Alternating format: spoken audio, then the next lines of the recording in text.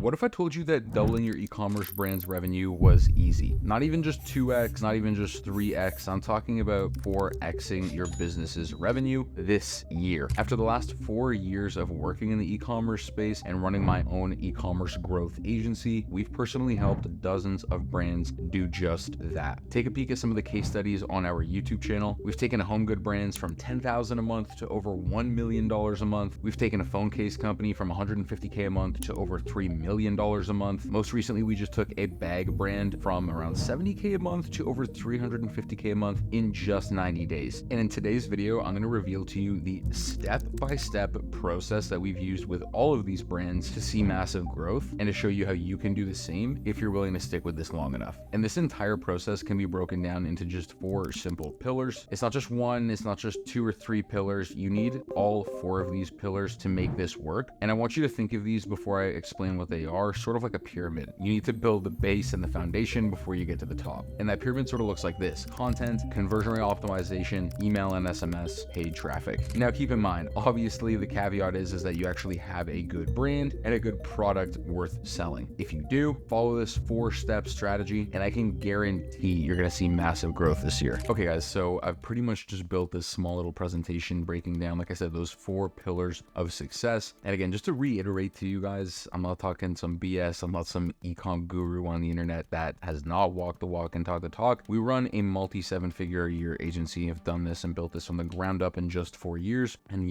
I know what I'm talking about. These are not results from like 2022, 2020 when, we were having COVID. This is 2024, last 7 days, 200% increase in sales in the last 7 days for one of our clients.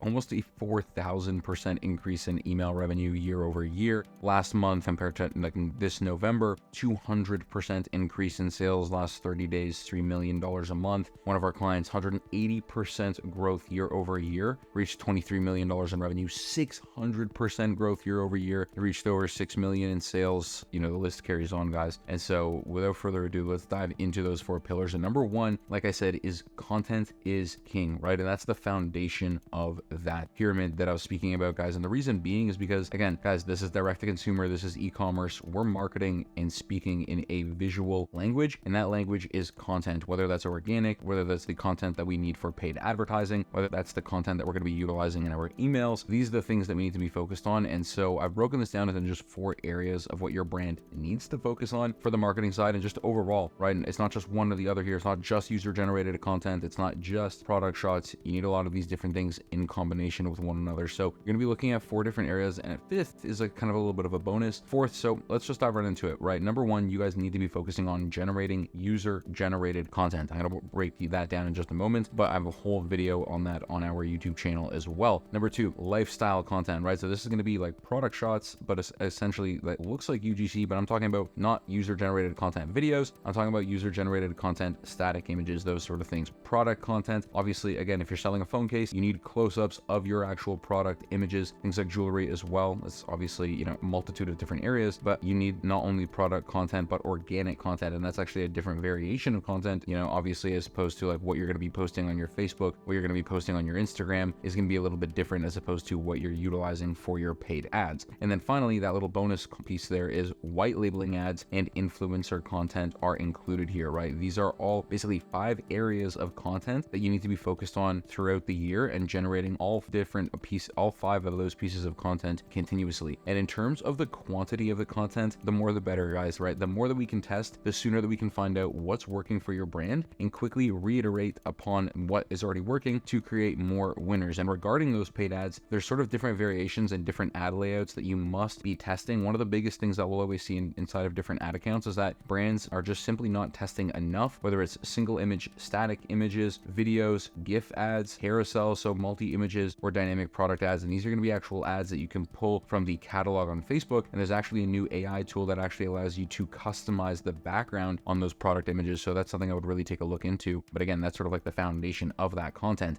And in terms of UGC, guys, again, this is just generally the loose overview as to how we go ahead and script content. We want to take people through an overarching hook, problem, failed solution, product intro, features and USPs behind the product demo, benefits, desired result, and then call to action. And this is generally how we frame the videos as far as handing it off to creators. Again, we'll kind of go through, give a few hook ideas, what is the problem the consumer is facing, allow the creator to do a little bit more of the heavy lifting as to the exact frame shots they're going to be utilizing, etc. But to give you guys an idea, and again, I have a full YouTube video on this on our channel, so I didn't want to break this down too in depth, but when we're creating user generated content, right, that's one of those things that I think a little bit more brands struggle with as opposed to just product shots, lifestyle images, etc., is figuring out, okay, how do we script this content? What's the framework we're taking people through? And again, this is sort of the framework that we're utilizing every single time with the content that we're creating, taking people through a hook, problem, failed solution, product intro, showcasing the features and USPs of the product, showcasing the product demo, benefits, desired result, and then utilizing a strong call to action to actually get people to click on the ad and go onto the website. And the goal is to produce, user generated content, pieces like this. I don't want to play this, guys, just it makes things a little bit too laggy, but pieces of user generated content where it looks organic, it feels organic, but we're taking people through, like I said, this specific framework to handle objections, showcase our product as the hero, and ultimately get people to click and buy. Now, moving into pillar number 2, guys, right? Conversion rate optimization. The reason I have this as the second part of the pillar here, the second part of the pyramid foundation, is because there's no point of us focusing on email SMS, which it actually does help with conversion rate optimization, but there's no point in us focusing on the paid ads, especially if the website is not converting where we need it to be, right? I'll always reference that to, if you do, you're going to be pouring water into a bucket with a bunch of holes, and that's the last thing you want to do. So you want to make sure immediately your conversion rate optimization is where it needs to be. Even though this is something that you're going to be always focusing on improving, this is one of the most important pillars to the success of any e-commerce brand. So improving conversion rate and average order value can be done in many ways. Like I said, it's one of the most important things you can focus on through the entirety of your brand's business. But one of the first things to determine is, with your brand's average order value, what is the average conversion rate, right? If you sell a $30 product, you will likely have a much higher conversion rate, right? Because people can buy off of an impulse. They don't need too much education around the product if it's a little bit cheaper, as opposed to a brand selling a $200 product. So that's something you guys need to understand right off of the bat. You need to understand what is the baseline for your brand and for your average order value. And generally, right, like I said, the higher the average order value, the lower the conversion rate, just because, again, people are a little bit more hesitant to spend $200, $500, $1,000 online than they would be, $30, $40, $50, where that can be done just sort of an impulse. They don't need too much education. But on both ends of the spectrum, you need conversion rate optimization. And like I said, the reason that this is the second pillar is because without a proper conversion rate, there is no point in sending people to the website at scale if they're not going to be purchasing from you, right? Why are you going to be spending all this money on paid ads, focusing on your email and SMS marketing, if when you send people to the website, they're not going to buy from you anyways? And there's a few things that you guys can focus on here. I've added a few touch points. To improve your average order value, you can look at post-purchase upsells, optimizing your cart, your product page upsells, focusing on price adjustments and what your free shipping threshold is, right? Figuring out that sweet spot to improve your average order value, test bundling, and then obviously R&D new upsells as far as new products and things you can add on to your baseline of things that you sell to your customers to improve that LTV, ultimately improving your average order value. Conversion rate improvements, simply focus on navigation menu, your collection page, your product page, specific landing pages. I have a Wally Gives Back / collabs here. This is one of our clients where, again, for specific landing pages, we ended up creating this for one of their initiatives, Wally Gives Back, where once a month they're doing a sweet give back to their customer base, and a ton of proceeds go to a specific charity. Well, to do that and educate the customers, we're building specific landing pages every single time we do that. And lastly, what do customers actually want? One of the things I highly recommend you guys start doing is starting to send surveys to loyal customers, people who have purchased at least 2 or more times, and involving them in the process of actually, improvement in your brand, whether it's input on new product designs, new products overall, or getting input from people on what they actually want in terms of like, hey, what did you find that you liked about the product? What did you not like? Different things like that. What would have made you buy easier? What was missing on our website? Things like that. People do not do this enough. And then just a few customizations here, guys, just as far as suggestions. Improving average order value is not something that will be done immediately overnight, but it is something that you have to work on throughout the entire year. Obvi has a great bundle option on their website. It creates value through the way that they're positioning this. So you can see their top selling product is their collagen fat burner. It sells for $34.99. People want to try the product, so they buy one bottle. Give them the option to buy more and save more. So instead of buying one, buy 3 and save $15. Here's how they position it. Take a look at the design, right? Bestseller, it obviously positions people to increasing their average order value from $34 all the way up to $90, which is huge. And then one of the other great things that they do is optimizing their cart drawer. And so they did this during Black Friday, where they had a progress bar. You can do this simply just with your free shipping, but they had a progress bar where they gifted free gifts at a certain AOV. So $75, you got a free funnel, $125, you got a free shaker, $150, you got a free product, right? And that's a great way to incentivize people to continuously improve your average order value. Okay, guys, and moving on to pillar number 3, right? Again, how do we achieve these results? How are we getting brands to double, triple, quadruple their sales year over year? Again, they have this foundation of content. They have that foundation of a great conversion optimization on their website. They're focused on how can they improve conversion rate. They're focused on how can they improve average order value. And once they do, now it's for us to come in and really crank in on their email and SMS and their paid ads. And so if your brand is not generating at least 15 to 20% of monthly revenue through email and SMS, you have a serious problem, right? This is our baseline that we're aiming for when we work with brands. We have brands as high as continuously 35% of revenue coming through their email and SMS list. And why is that? I'm going to walk you through that in a moment, but here are the 5 areas that you need to be focused on when it comes to email and SMS, right? Audience segmentation, your automations when it comes to the emails and the flows, consistent campaigns, optimization of the actual account, and focusing on deliverability. If people aren't getting your emails, there's no point in sending them. That's one of the main things to be focusing on. And one of the main keys to our success, and one of the biggest areas that I think most people lack when it comes to email and SMS and doing it properly, is audience segmentation, right? This is actually what allows us to have highly relevant, highly personalized emails being sent to our customers, leading in increased engagement, right? So increased open rates, increased click-through rates, but most importantly, increased conversion rates, right? We're having more people buy. And by grouping customers based on shared characteristics, whether it's how many times they've bought, different products that they've purchased, this allows us to tailor our messaging and offers to better resonate with a specific audience each and every single time, allowing us not only to send targeting emails, but allows us to send a much higher volume of emails because we're not bugging those segments each and every single week with each and every single email. Each email that we're sending out is getting sent to a different audience. And ultimately, this targeted approach helps you build much stronger relationships with your customers. And again, these are just some of the email examples that we're designing for our clients, whether it's like not being too salesy, a gift card email, learn more about our community, here's something about the founder, more specific emails. They're a little bit more intense in copy depending on, again, this is for Dr. Bright, a toothpaste product, different brands here, again, another supplement company as well, so a little bit more text heavy. There's these different variations of emails,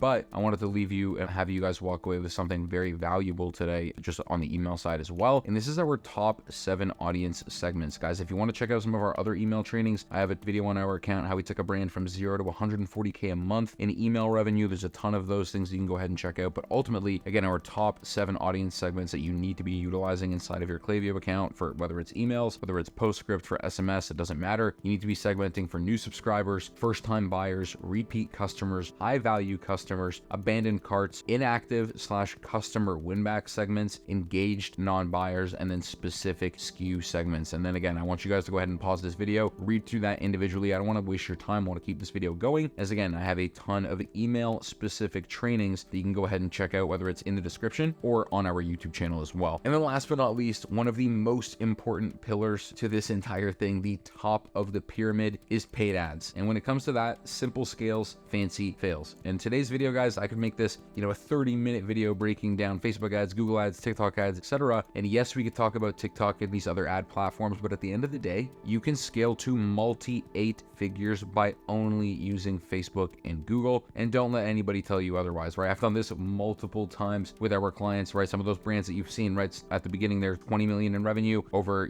7 million in revenue. We have a couple clients in the 15 to 20 million range as well. They're primarily on Facebook and Google. I would say spending less than $100,000 a year on other platforms, and they've been able to scale to multi-8 figures. And the reason why is because they're focused on these 5 areas, right? Account structure, top of funnel traffic, retargeting, converting within KPI, and I'm talking about a specific cost per acquisition, and then optimizing those accounts continuously to scale. When it comes to paid ads, our strategy is not to focus on what's the return on ad spend, as a measurement of success. We're looking at these 3 pillars when it comes to paid ads because we're utilizing omni-channel marketing, right? We're driving traffic from organic, we're driving traffic from Facebook, we're driving traffic from Google. And so again, obviously we're looking at specific cost per acquisition, but we also want to look at our marketing efficiency ratio, again, which is the percentage of revenue that we're spending on marketing each and every month, right? So if you're making $100,000 a month, you're spending 10% of your marketing efficiency ratio, you're spending $10,000 a month. You kind of want to be within that 20 to 30% range as a healthy spot, because again, you want to be able to measure your marketing without having to look at the individual ad accounts continuously. The other two KPIs we're looking at are NCPA, so new customer cost per acquisition. Obviously, our goal is to acquire not only just customers, but most importantly, new customers. And then obviously we're looking at our cost per acquisition in terms of being able to determine how successful we are month over month. Now, again, I don't want to dive into an entire paid ads masterclass here. We have a ton of those other YouTube videos, ton of specific Facebook videos about how we're structuring accounts, spending $15K a day, how we're spending $2K a day, $1,000 a day, $500 a day. Go ahead and check those out. But what I wanted to add into this video is the actual account structure that we use within 99% of our Facebook ad accounts, which is where we're spending probably 60 to 80% of our budget, depending on the client. Okay, guys, so very simply, you can see we have a ton of different campaigns here, ton of different, little charts here. I want to break them down for you very quickly. So immediately, guys, I'm going to zoom in here just so you can understand this. And this is the ad account structure that we're using inside of our Facebook account to give you guys context. Generally, we have a top of funnel stable campaign. This is an ABO, right? So ad set budget optimization campaign, where this allows us to structure the budget on the ad set level. So we can target by interest, we can target completely broad, and then we can target, similar interests, whether it's like a lookalike stack or just a lookalike audiences in general. And then from there, inside of each ad set, we never have more than 3 ads each ad set. This way it allows Facebook to consolidate our budget a little bit further. Otherwise, we found, again, if we perhaps had 4 to 5 ads in an individual ad set, we might see 1 or 2 ads get the majority of the ad spend, and those other ads never get any budget. And unfortunately, that's just a poor way to test. So our rule of thumb, again, especially top of funnel, is we'll test individual interests, we'll test broad targeting, and we will test, similar audiences, like we said, lookalike audiences, etc. But inside of each of those ad sets, we'll maximize at 3 ads per ad set to make sure that, again, whatever that budget is, we're allocating it properly and we're allowing Facebook to at least test all 3 of those ads on a somewhat of an even level. Our second campaign on Facebook that we're generally utilizing as far as creative testing, and this is where, again, once we find winners from this test, we're moving into our top of funnel stable campaign. But this is a top of funnel dynamic creative test campaign. Again, an ABO, same exact targeting on the ad set level, right? Interest based, broad, lookalike stack, lookalike purchases, depending on a specific audience. But then within here, we're just testing specific dynamic creative tests. So this is where we have multiple pieces of UGC with multiple pieces of copy, multiple static images with multiple pieces of copy, being able to find those winning combinations. Again, we'll slowly start to scale them in here. It's a little bit difficult for you guys to probably visualize because we're not looking inside of an ad account right now. But what I want you to understand is, again, I will go ahead and leave the links for this entire campaign structure inside of the description. You guys can go ahead and view this. But if you're interested in looking at a specific Facebook ad account breakdown, please go ahead and view some of the other videos on our channel, where again, I'm walking through how to structure an account spending $15K a day, how to structure an account spending $100 a day, $2,000 a day. All of it is going to touch back into this. As you can see, a lot of this is, getting a little bit further in depth. I don't want to go ahead and pull up a live ad account at the moment. That's not what this video is for. It's for you guys to understand that, hey, if you want to scale, double, triple, quadruple your revenue for your e-commerce brand this year, these are the 4 pillars you need to be focused on to actually be able to scale your brand. If you have a good product, if you have good branding, you don't need to worry about anything else other than these 4 pillars to reach multi-7, multi-8 figures this year. But now that you've reached the end of this video, you have exactly what you need to be focused on this year to make sure that you can double, triple, even quadruple your brand's revenue. If you're an e-commerce brand owner making at least $20,000 a month and you're interested in having my team come on and implement these strategies for you, as always, all the links are in the description. To remind you, we are an e-commerce growth partner at New Reach Media, specializing in not only just paid ads, email and SMS marketing, conversion rate optimization, and user-generated content. At this point, in the last 4 years, we've helped hundreds of e-commerce brands scale, and I'm more than confident that we have the ability to help your brand scale. If this sounds like something you're interested in, as always, links are in the description. Thank you so much for watching. Leave a like, comment, and subscribe, and I will see you in the next one.